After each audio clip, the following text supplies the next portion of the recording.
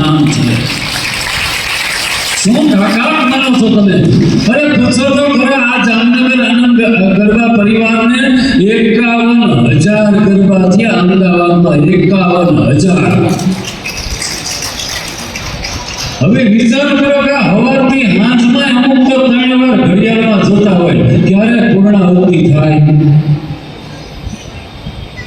અને અમારા કાસુંદ્રા પરિવારને તો હું કાયમ કહું છું કે અમારા સુરેન્દ્રનગરમાં છે ને સત્યનારાયણની છેલ્લા અધ્યાયની કથા હોય ને એનું બહુ માહિતી ઈ જ વખતે આવે.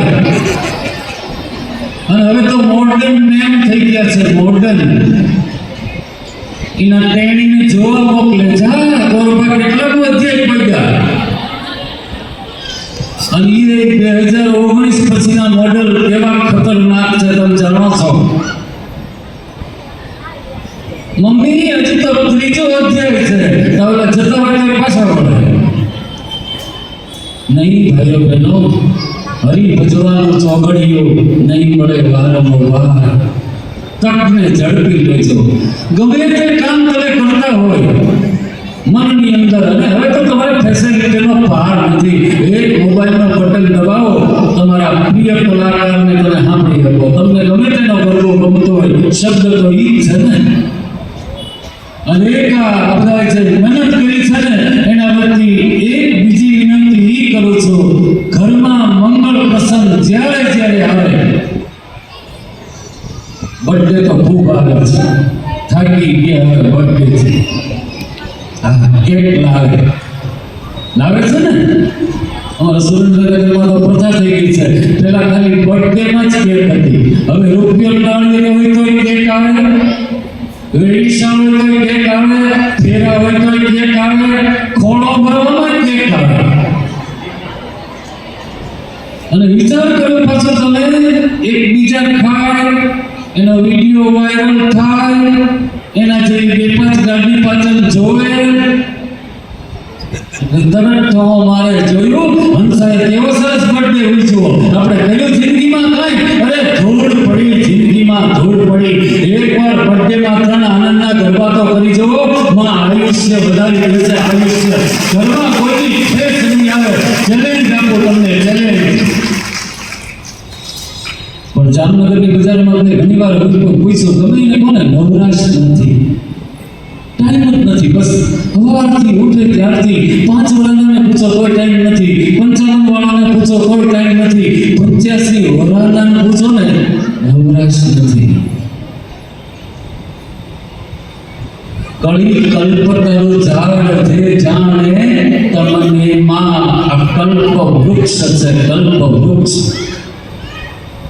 પરમ પૂજ્ય ગુરુદેવ યોગ દ્રષ્ટા પંડિત શ્રી રામશર્મા આચાર્યની વિચારધારાને ઘર ઘર સુધી પહોંચાડવા માટે આનંદના ગરબાને માધ્યમ બનાવી આ અમારું 24મું વર્ષ હાલે છે. ભાઈઓ બહેનો, 24મું વર્ષ.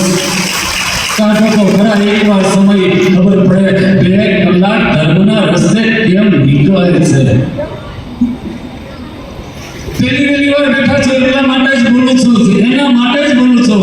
આ બધા તો આનંદના ગરબાને જાણી ગયા છે, માણી ગયા છે, ત્યારે તો આવા 12 કલાકના ધર્મના સ્તંભાએ રોપાણા. તાકાત છે ઘરમાં એક સત્યનારાયણની કથા, દત્તાની કથા. સંપત્તિ ભલે ઘરમાં ગમે એટલી હોય, ન થાય એવો આ ભટ્ટ વલ્લભનો લખેલો ગરબો. ભાઈઓ બહેનો, એને ખૂબ ગાજો, ખૂબ ગાજો. અમારા ગાયત્રી પરિવારનો અમારો એક પ્રિય શબ્દ છે, ભાવથી ગાવ અને ગવડાવો આનંદનો ગરબો. આ એ તત્વ છે ભાઈઓ બહેનો, આ એ તત્વ છે. કેન્સર જેવા ભયાનક રોગ હોય તો ભલે હાઈ બીપી, લો બીપી કે ડાયાબિટીસ, કોઈ પણ પ્રકારનો પ્રશ્ન, મેં તમને પ્રથમ કીધું ને, અહીંથી અભિમંત્રિત જળ અપાશે.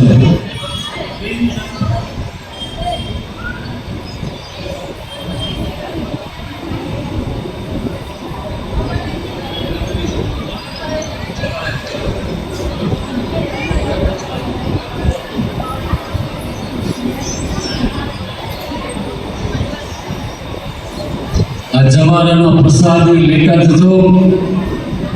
કળશનું પાણી અભિમંત્રિત ઘરના તમામ સભ્યોને આપજો. ખાસ નાના બાળકો ભણે છે એને ખાસ આપજો, કારણ યાદેવી સર્વભૂતેષુ વિદ્યારૂપેણ સંસ્થિતા. આ ઈ જળ છે. આવો આનંદના ગરબાની શરૂઆત કરું છું. કેટલી સૂચના મળી છે, રમવું છે, રમવું છે, રમવું છે, અને રમવા માટે તો આ આયોજન કર્યું છે.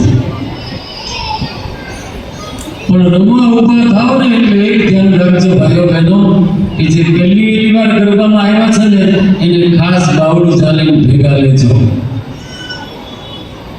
એની એક એક કડીએ એક એક શબ્દ એકો એક ઠેસ કહેવાય છે ને કે બાલા ત્રિપુરારિયા છે, ખડખડાટ દાંત કાઢવી જોઈએ એવો ગરબો આજે આ ભવનમાં કરવો છે. એવો ગરબો આપ સૌને સહયોગ. હું હવારમાં જોઉં છું તેનો કોપરીના ભાઈઓ કોઈ ઊભા નથી, કારણ કે જામનગર થોડું ભઠ્ઠીલું છે એવું મેં સાંભળ્યું.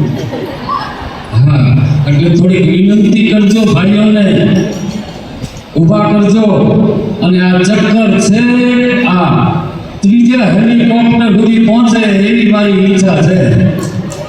હેલિકોપ્ટર એટલે ઉપરનો પંખો, આ પિતાની પાછળ ગોલ ગીર ગોચર